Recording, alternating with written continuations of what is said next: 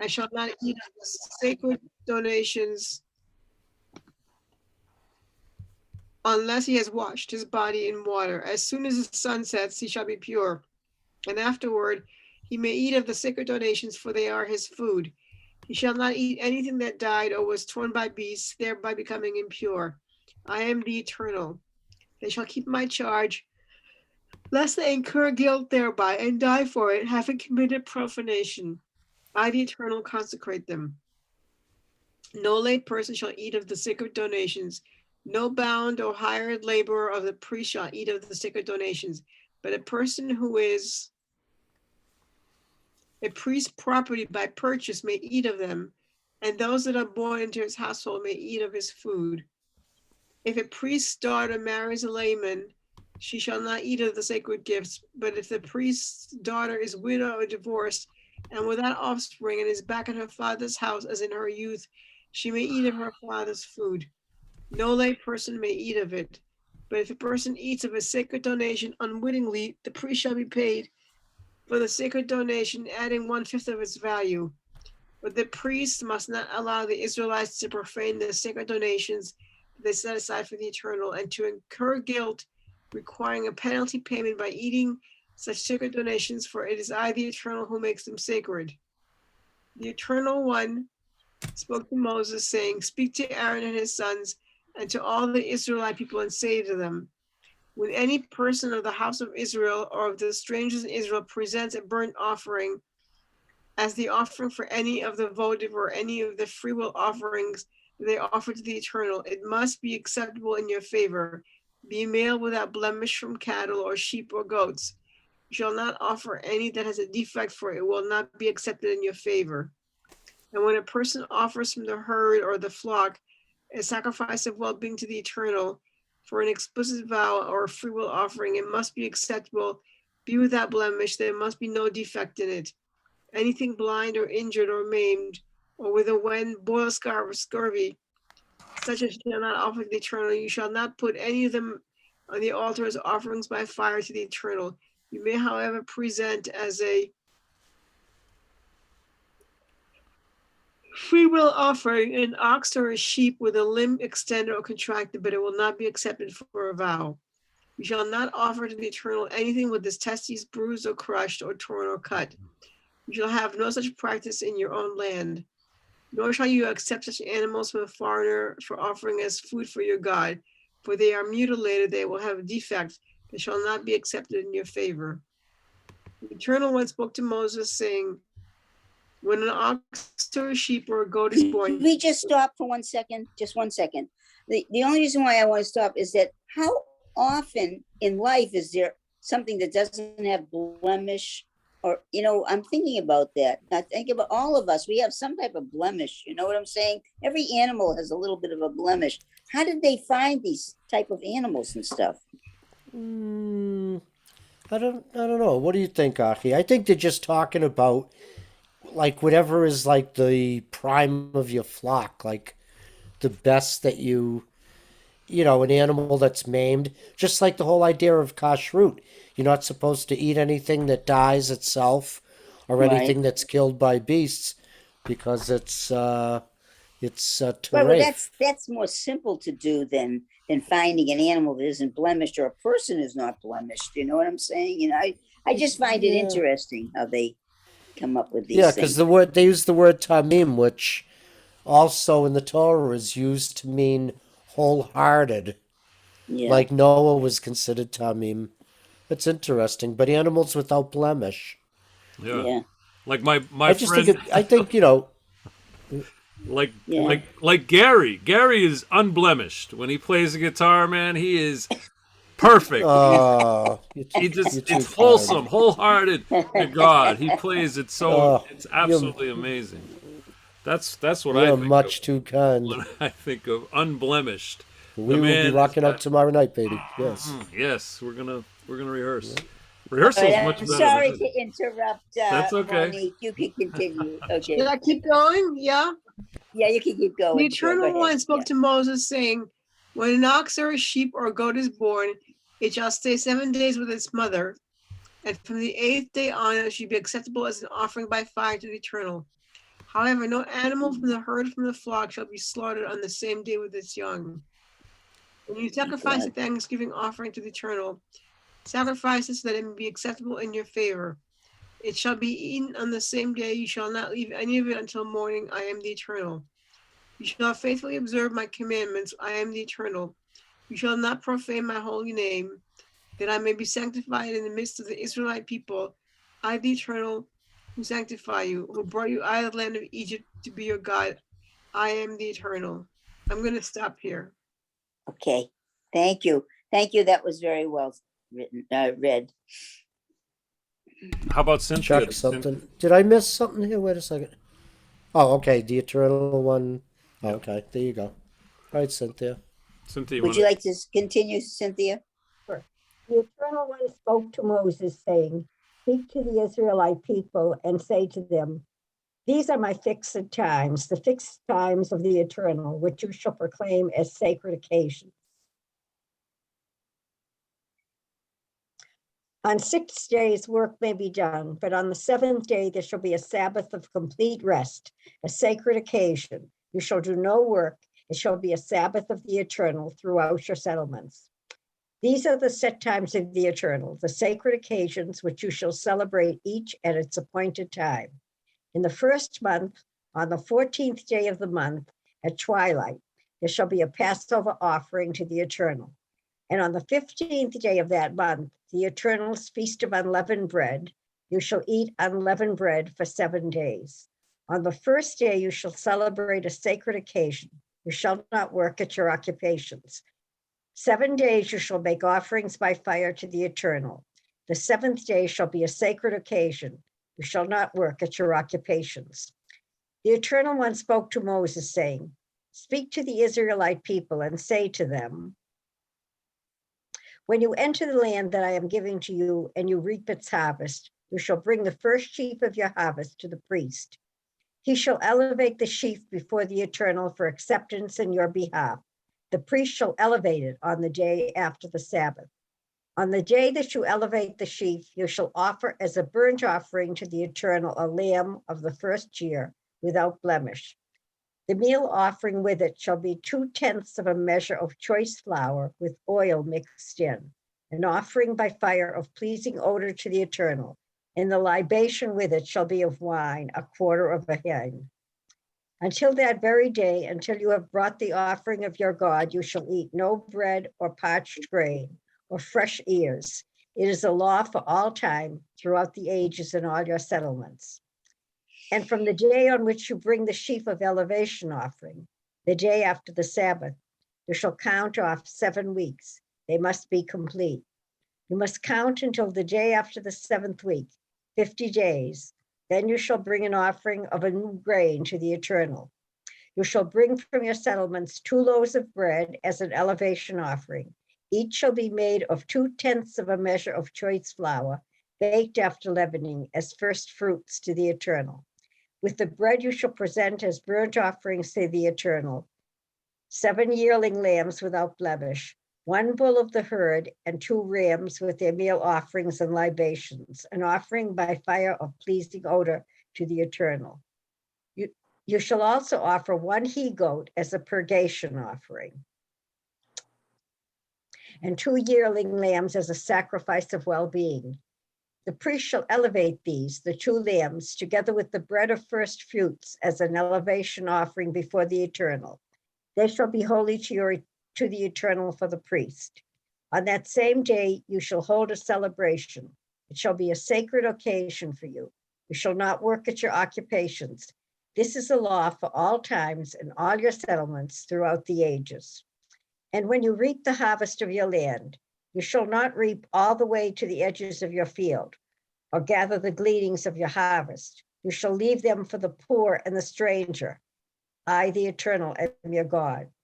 The Eternal One spoke to Moses, saying, speak to the Israelite people thus, in the 7th month, on the first day of the month, you shall observe complete rest, a sacred occasion commemorated with loud blasts. You shall not work at your occupations, and you shall bring an offering by fire to the Eternal. The Eternal One spoke to Moses, saying, mark the 10th day of this 7th month and the Day of Atonement. It shall be a sacred occasion for you. You shall practice self-denial, and you shall bring an offering by fire to the Eternal. You shall do no work throughout the day, for it is a day of atonement on which expiation is made on your behalf before the Eternal, your God. Indeed, any person who does not practice self-denial throughout that day shall be cut off from kin. And whoever does not work throughout that day, I will cause that person to perish from among the people. Do not work, whatever. It is a law for all time throughout the ages and all your settlements. It shall be a Sabbath of a complete rest for you, and you shall practice self-denial. On the 9th day of the month at evening, from evening to evening, you shall observe this, your Sabbath. The Eternal One spoke to Moses, saying, say to the Israelite people, on the 15th day of the 7th month, there shall be the Feast of Booths to the Eternal, to last 7 days. The first day shall be a sacred occasion. You shall not work at your occupations. 7 days you shall bring offerings by fire to the Eternal. On the 8th day you shall observe a sacred occasion and bring an offering by fire to the Eternal. It is a solemn gathering. You shall not work at your occupations. Those are the set times of the Eternal that you shall celebrate as sacred occasions, bringing offerings by fire to the Eternal, burnt offerings and meal offerings, sacrifices and libations on each day what is proper to it, apart from the Sabbaths of the Eternal, and apart from your gifts, and from all your votive offerings, and from all your free offerings that you give to the Eternal. Mark, on the 15th day of the 7th month, when you have gathered in the yield of your land, you shall observe the festival of the Eternal to last 7 days, a complete rest on the first day, and a complete rest on the 8th day. On the first day, you shall take the product of adder trees, branches of palm trees, boughs of leafy trees, and willows of the brook, and you shall rejoice before the Eternal your God 7 days. And you shall observe it as a festival of the Eternal for 7 days in the year. You shall observe it in the 7th month as a law for all time throughout the ages. You shall live in booths 7 days. All citizens in Israel shall live in booths, in order that future generations may know that I made the Israelite people live in booths when I brought them out of the land of Egypt, I, the Eternal your God. So Moses declared to the Israelites the set times of the Eternal. The Eternal One spoke to Moses, saying, command the Israelite people to bring you clear oil of beaten olives for lighting for kindling lamps regularly. Aaron shall set them up in the tent of meeting outside the curtain of the pack to burn from evening to morning before the Eternal regularly. It is a law for all time throughout the ages. You shall set up the lamps on the pure lampstand before the Eternal to burn regularly. You shall take choice flour and bake of it 12 loaves, 2/10 of a measure for each loaf. Place them on the pure table before the Eternal in 2 rows, 6 to a row. With each row you shall place pure frankincense, for which is to be a token offering for the bread as an offering by fire to the Eternal.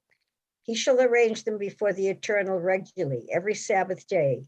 It is a commitment for all time on the part of the Israelites.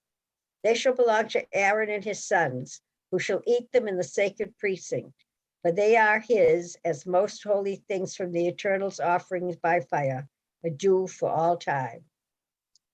There came out among the Israelites a man whose mother was Israelite and whose father was Egyptian. And a fight broke out in the camp between the half-Israelite and a certain Israelite man. The son of the Israelite woman pronounced the name in blasphemy, and he was brought to Moses. Now his mother's name was Shelomith, daughter of Dibri of the tribe of Dan, and he was placed in custody until the decision of the Eternal should be made clear to them. And the Eternal One spoke to Moses, saying, take the blasphemer outside the camp, and let all who within hearing of their hands lay their hands upon his head, and let the community leadership stone him. Oy vey. And to the Israelite people speak thus. Anyone who blasphemes God shall bear the guilt, and one who has also pronounces the name eternal shall be put to death. The community leadership shall stone that person, stranger or citizen, having thus pronounced the name, shall be put to death. If anyone kills any human being, that person shall be put to death. One who kills a beast shall make restitution for it, life for life. If anyone maims another person, what was done shall be done in return. Fracture for fracture, eye for eye, tooth for tooth. The injury inflicted on a human being shall be inflicted in return. One who kills a beast shall make restitution for it. But one who kills a human being shall be put to death. You shall have one standard for stranger and citizen alike, for I, the Eternal, am your God. Moses spoke thus to the Israelites, and they took the blasphemer outside the camp and pelted him with stones. The Israelites did as the Eternal had commanded Moses. Hallelujah. Wow. Praise I tell you, God. if I was living at that time, I'm telling you, I would have been stoned to death, I'm sure. See, back in those days when they talked about getting stoned, it was different than talking about getting stoned like in the mid-60s, you know? In the 1960s, it was a different thing, you know? Yeah, like You shall take him out and he shall be stoned. Amen. I'm not going to tell But you you know, about my some- marijuana days, okay? I was going to say one thing that I like that's interesting about, well, just like when you talk about, aside from Shabbat, like there's so many things in life that you do, and sometimes you say, oh, you know, you put it off and you could do it at a different time or whatever. But like the holidays that God proclaims, like, you're not supposed to work, you're not supposed to do anything. Like those fixed sacred times that you're supposed to observe no matter what. I like that. I was thinking about all the laws that I have broken. No, seriously, I'm not joking. I've broken so many laws. It's unbelievable. We all do, though. We all do.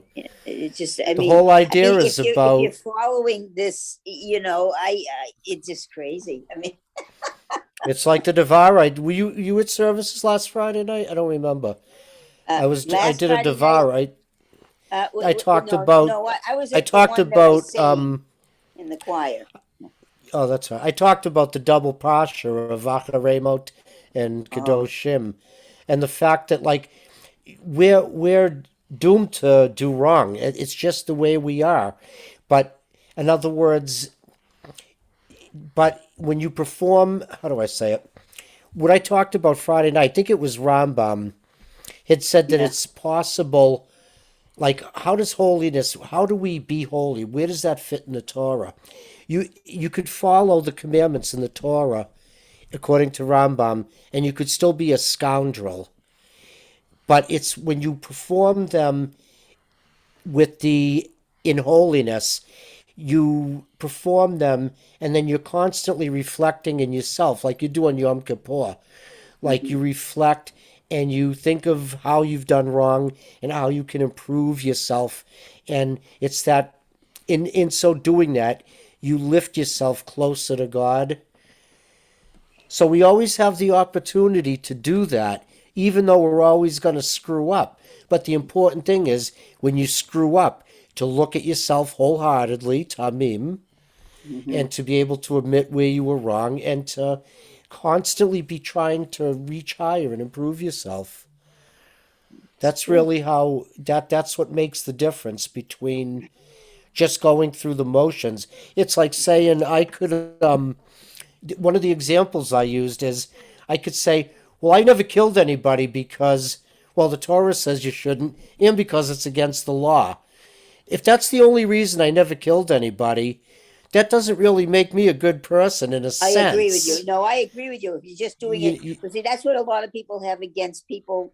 Not all Orthodox people. That some Orthodox people, they do everything just by the law, but they're not having any. They're not having any emotion or passion about it. They're doing it because it's the law. Yeah, I agree with you. I agree with you. So if you're observing Shabbat because it's a wonderful spiritual day to look inward with yourself and have a chance to do something different than you do the rest of the week, that's a Shabbat. But if you're doing it just to follow the law, I agree with you 100%, Gary. Because you could follow the law without striving for holiness in a sense if That's you right. don't have that Or perspective. spirituality of any sort. Right. Yeah. Right. I agree. And you know that's always been, I think that's always been the problem with all religions, that, you know, like with Catholicism, like right now what's going on about the whole thing between Roe versus Wade being overturned and everything. They're looking at it like, oh, this is it. You know, a child could, you know, has to be born and that's it. And they're not looking at all the ramifications. And that's the sad thing, you know. It's unfortunate, you know. Well, man has the right to do what he wants with his body. Well, I'm looking out for the I always said if transgender a man community. had to get pregnant and give birth, this would not even be a question on the Supreme Court. It would not Right, even but be now a in the world of transgenders, they're right. Yeah, but that's another thing. You know, this is not only going to go about abortion, this is going to add on to other stuff that you never even thought of. You know, that's unfortunate. But we're not going to get into that today. We'd be here all night. We'd be here all We'd be here all Jeez, man. night, that's for sure. Well, thank you Jeez, all man. for